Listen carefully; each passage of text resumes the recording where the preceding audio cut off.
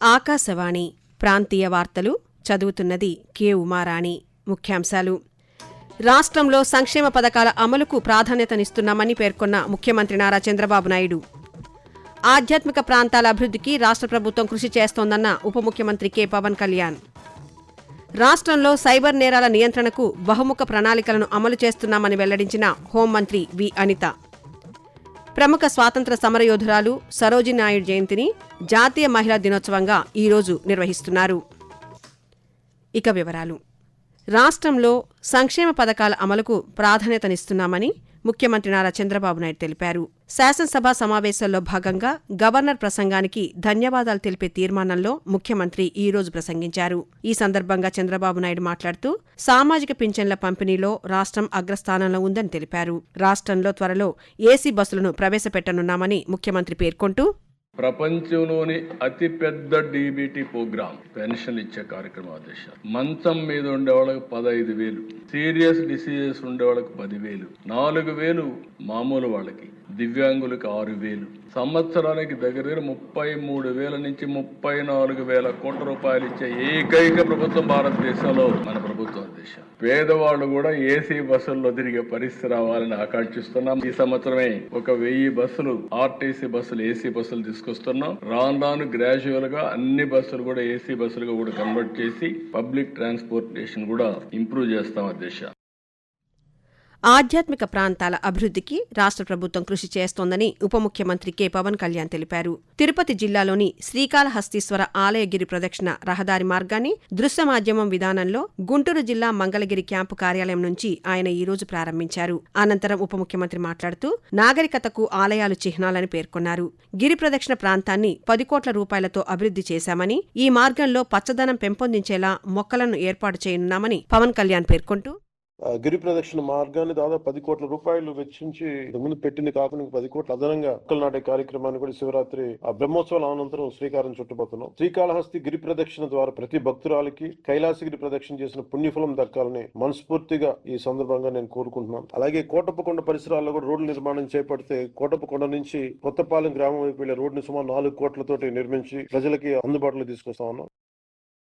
రాష్ట్ర శాసనసభ సమావేశాలు 3వ రోజు జరుగుతున్నాయి. సభలో ప్రశ్నోత్తరాలు కొనసాగుతున్నాయి. కల్తీ మద్యంపై సభ్యులు అడిగిన ప్రశ్నకు ఎక్సైజ్ శాఖ మంత్రి కొల్లు రవీంద్ర సమాధానమిచ్చారు. రాష్ట్రంలో కల్తీ మద్యం నియంత్రణకు చర్యలు తీసుకుంటున్నామన్నారు. ఇందుకు సంబంధించి 29 కేసులు నమోదు చేశామని తెలిపారు. మద్యం తరలింపునకు ఉపయోగించిన 34 వాహనాలను సీజ్ చేశామని, ఇతర రాష్ట్రాల నుంచి రాష్ట్రానికి తీసుకొచ్చిన అక్రమ మద్యంపై 31,081 కేసులు నమోదయ్యాయని మంత్రి తెలిపారు. రాష్ట్రంలో సైబర్ నేరాల నియంత్రణకు బహుముఖ ప్రణాళికలను అమలు చేస్తున్నామని హోంమంత్రి వంగలపూడి అనిత తెలిపారు. శాసనసభ సమావేశాల్లో భాగంగా సైబర్ నేరాల నియంత్రణ చర్యలపై శాసన మండలిలో సభ్యులు అడిగిన ప్రశ్నకు మంత్రి సమాధానమిచ్చారు. సైబర్ నేరాల కట్టడికి పోలీసులకు ప్రత్యేక శిక్షణ ఇచ్చామని, అలాగే ప్రజలకు పలు అవగాహన కార్యక్రమాలు చేపడుతున్నామని మంత్రి తెలియజేస్తూ, రాష్ట్రంలో సైబర్ నేరాల నియంత్రణకు బహుముఖ ప్రణాళికలను అమలు చేస్తున్నామని హోంమంత్రి వంగలపూడి అనిత తెలిపారు. శాసనసభ సమావేశాల్లో భాగంగా సైబర్ నేరాల నియంత్రణ చర్యలపై శాసన మండలిలో సభ్యులు అడిగిన ప్రశ్నకు మంత్రి సమాధానమిచ్చారు. సైబర్ నేరాల కట్టడికి పోలీసులు ప్రత్యేక శిక్షణ ఇచ్చామని చెప్పారు. అలాగే ప్రజలకు పలు అవగాహన కార్యక్రమాలు చేపడుతున్నామని మంత్రి తెలియజేస్తూ, రాష్ట్రంలో పెరుగుతున్న సైబర్ నేరాలను అరికట్టడానికి ప్రభుత్వం ఒక సమగ్ర బహుముఖ వ్యూహాన్ని అమలు చేస్తున్నది. అందులో భాగంగా ప్రజలకు అవగాహన కల్పించడం, సత్వర సమర్థవంతమైన చర్యలు తీసుకోవడం, 1930 హెల్ప్ లైన్ ఏర్పాటు చేయడం, ఇవన్నీ కూడా ప్రత్యేకంగా పోలీసులకు శిక్షణ కూడా అందించడం, ఆ సైబర్ మోసాల నివారణ కేంద్రాలను కూడా ఏర్పాటు చేయడం జరిగింది. డిజిటల్ అరెస్ట్ మోసాలకు ప్రత్యేకంగా దృష్టి సారించి ఎన్జీఓలు, జిల్లా పోలీసులు, ఆ బ్యాంకుల సమన్వయంతో మేము అవగాహన కార్యక్రమాలు నిర్వహించడం జరుగుతోంది. రాష్ట్రంలో ఆహార కల్తీ, నాసిరకం పదార్థాల వినియోగంపై కఠిన చర్యలు తీసుకుంటున్నామని వైద్య ఆరోగ్య శాఖ మంత్రి సత్యకుమార్ యాదవ్ తెలిపారు. శాసనసభ సమావేశాల్లో భాగంగా ఆహార భద్రతా చట్టం అమలు, నాసిరక పదార్థాల వినియోగంపై తీసుకుంటున్న చర్యలపై సభ్యులు అడిగిన ప్రశ్నకు మంత్రి సమాధానమిచ్చారు. ఈ సందర్భంగా సత్యకుమార్ యాదవ్ మాట్లాడుతూ, ఆహార తనిఖీలకు ఫుడ్ ఇన్స్పెక్టర్ ఉద్యోగాల భర్తీని చేపడతామని తెలిపారు. హెడ్ క్వార్టర్స్ లో 279 మంది సిబ్బంది ఉండాల్సి వస్తే కేవలం 7 మంది మాత్రమే ఉన్నారు అధ్యక్ష. 272 ఖాళీలు ఉన్నాయి. ఆ ఖాళీలను పూరిస్తున్నాం. 100 కోట్లతో ఈ 5 ల్యాబొరేటరీలని నిర్మించే ప్రయత్నం చేస్తున్నాం. 20 నెలలుగా రాష్ట్ర వ్యాప్తంగా తనిఖీలు నిర్వహిస్తున్నాం. దాంట్లో 1093 తనిఖీలు నిర్వహిస్తే 220లో వాడిన నూనెనే మళ్ళీ వాడుతున్నట్టుగా వచ్చింది అధ్యక్ష. వాటిని కూడా కఠినంగా శిక్షించే విధంగా కోర్టులకు తీసుకెళ్తున్నాం. FSSAI ద్వారా చేసుకున్న MOU ద్వారా కెపాసిటీ బిల్డింగ్ చేసి ప్రధానంగా పుణ్యక్షేత్రాల్లో గానీ పర్యాటక కేంద్రాల్లో గానీ దీని మీద అవగాహన కల్పించడమే కాకుండా తీసుకోవాల్సిన జాగ్రత్తలు కూడా తీసుకునే దిశగా కూడా చర్యలు చేపడుతున్నాం అధ్యక్ష. ఆకాశవాణి ప్రాంతీయ వార్తలు వింటున్నారు. ప్రముఖ కవయిత్రి, స్వాతంత్ర సమరయోధురాలు సరోజిని నాయుడు జయంతి ఈరోజు. ఆమె పుట్టినరోజైన ఫిబ్రవరి 13న జాతీయ మహిళా దినోత్సవంగా నిర్వహిస్తున్నారు. 1879 ఫిబ్రవరి 13వ తేదీన హైదరాబాదులో బెంగాలీ కుటుంబంలో ఆమె జన్మించారు. తెలుగు వ్యక్తి ముత్యాల గోవిందరాజుల నాయుడును వివాహం చేసుకున్నారు. మహిళా చైతన్యానికి ప్రతీకగా నిలిచిన ఆమె నైటింగేల్ ఆఫ్ ఇండియాగాను ప్రసిద్ధి పొందారు. మహిళా సాధికారతకు సరోజినీ నాయుడు చేసిన కృషికి గుర్తింపుగా సాంస్కృతిక, సామాజిక, రాజకీయ, ఆర్థిక రంగాల్లో మహిళలు సాధించిన విజయాలను గుర్తించడంతో పాటు దేశ భవిష్యత్తును రూపొందించడంలో కీలకమైన మహిళల పాత్ర గురించి తెలియజేసేందుకు జాతీయ మహిళా దినోత్సవాన్ని నిర్వహిస్తున్నారు. శ్రీశైలంలో మహాశివరాత్రి బ్రహ్మోత్సవాల నేపథ్యంలో ఈ రోజు నుంచి ఈ నెల 16వ తేదీ వరకు దేవస్థానం, అటవీశాఖ టోల్గేట్ల వద్ద రుసుము మినహాయింపిస్తున్నట్లు నంద్యాల జిల్లా కలెక్టర్ రాజకుమారి ఒక ప్రకటనలో తెలిపారు. రాత్రి వేళల్లోనూ రవాణా సౌకర్యం అందుబాటులో ఉంటుందని చెప్పారు. భక్తుల రద్దీని దృష్టిలో ఉంచుకుని అవసరమైన సదుపాయాలు కల్పిస్తున్నామని చెప్పారు. మహాశివరాత్రి రోజున సుమారు 150,000 మంది భక్తులు విశ్రాంతి తీసుకునేలా అదనపు చలువ పందిళ్లు ఏర్పాటు చేస్తున్నామన్నారు.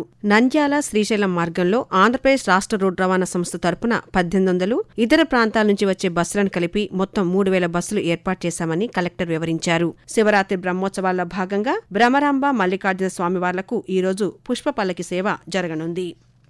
చిత్తూరు జిల్లాలో ఈరోజు జరిగిన రహదారి ప్రమాదంలో ఒకరు మృతి చెందారు. చిత్తూరు సమీపంలోని ఇరువారం వద్ద కంటైనర్ లారీ పలమనేరు వైపు వెళ్తూ ఎదురుగా వస్తున్న కారును ఢీకొని బోల్తా పడింది. ఈ ప్రమాదంలో కారులో ప్రయాణిస్తున్న ఒక వ్యక్తి మృతి చెందారు. ఈ ప్రమాదంలో మరో 3కి గాయాలవ్వగా క్షతగాత్రులను చిత్తూరు ప్రభుత్వ ఆసుపత్రికి తరలించి చికిత్స అందిస్తున్నారు. ఈ ప్రమాదంపై జిల్లా ఇన్ఛార్జ్ మంత్రి మండిపల్లి రాంప్రసాద్ రెడ్డి విచారం వ్యక్తం చేశారు. పరిస్థితిపై అధికారులకు ఫోన్ చేసి సమాచారం తెలుసుకున్నారు.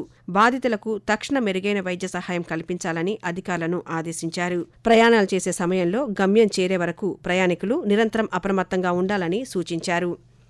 రాష్ట్ర చట్టసభలు ఎలా పనిచేస్తాయి, ప్రజా సమస్యలపై చర్చలు ఎలా జరుగుతాయి అనే అంశాలను తెలుసుకునేందుకు రాష్ట్ర ప్రభుత్వం విద్యార్థులకు అవగాహన కల్పిస్తోంది. ఇందులో భాగంగా సుమారు 200 మంది విద్యార్థులు అమరావతిలోని శాసనసభను సందర్శించి సభా వ్యవహారాలను ప్రత్యక్షంగా తిలకించారు. శాసనసభాపతి అయ్యన్న పాత్రుడు విరామం సమయంలో విద్యార్థుల వద్దకు వెళ్లి వారిని పలకరించారు. ఉన్నత లక్ష్యాలతో చదువుకొని దేశాభివృద్ధిలో భాగస్వాములు కావాలని వారు ఆకాంక్షించారు. ప్రజాస్వామ్య వ్యవస్థపై అవగాహన పెంచుకునేందుకు ఈ పర్యటన ఎంతగానో దోహదపడిందని విద్యార్థులు తెలియజేశారు. వస్తు సేవల పన్ను, జీఎస్టీ చట్టం ప్రకారం రిజిస్ట్రేషన్, రిటర్న్ల దాఖలు, సమయానికి పన్ను చెల్లింపు వంటి అంశాలను హోటల్ నిర్వాహకులు పాటించాలని chief commissioner of state tax A Babu సూచించారు. రాష్ట్ర వాణిజ్య పన్నుల శాఖ ఆధ్వర్యంలో రాష్ట్ర వ్యాప్తంగా ఉన్న హోటల్స్, రెస్టారెంట్స్ ప్రతినిధులతో రెస్టారెంట్ రంగానికి సంబంధించిన జీఎస్టీ అవగాహన కార్యక్రమాన్ని గుంటూరు జిల్లా కుంచనపల్లిలోని స్టేట్ ట్యాక్స్ కార్యాలయంలో నిన్న నిర్వహించారు. ఈ సందర్భంగా కమిషనర్ మాట్లాడుతూ ప్రతి విక్రయానికి జీఎస్టీ రసీదు ఇవ్వడం, సమగ్ర చెల్లింపుల వ్యవస్థ వినియోగించడం వంటివి అత్యంత ఖచ్చితత్వంతో అమలు చేయాలని సూచించారు. ప్రాంతీయ వార్తలు ముగించే ముందు ముఖ్యాంశాలు మరోసారి. రాష్ట్రంలో సంక్షేమ పథకాల అమలుకు ప్రాధాన్యతనిస్తున్నామని పేర్కొన్న ముఖ్యమంత్రి నారా చంద్రబాబు నాయుడు. ఆధ్యాత్మిక ప్రాంతాల అభివృద్ధికి రాష్ట్ర ప్రభుత్వం కృషి చేస్తోందన్న ఉప ముఖ్యమంత్రి కె పవన్ కళ్యాణ్. రాష్ట్రంలో సైబర్ నేరాల నియంత్రణకు బహుముఖ ప్రణాళికలను అమలు చేస్తున్నామని వెల్లడించిన హోంమంత్రి వి అనిత. ప్రముఖ స్వాతంత్ర సమరయోధురాలు సరోజిని నాయుడు జయంతిని జాతీయ మహిళా దినోత్సవంగా ఈరోజు నిర్వహిస్తున్నారు. ఆకాశవాణి ప్రాంతీయ వార్తలు ఇంతటితో సమాప్తం. తిరిగి సాయంత్రం 6:10 విశాఖపట్నం కేంద్రం నుంచి ప్రాంతీయ వార్తలు వింటారు.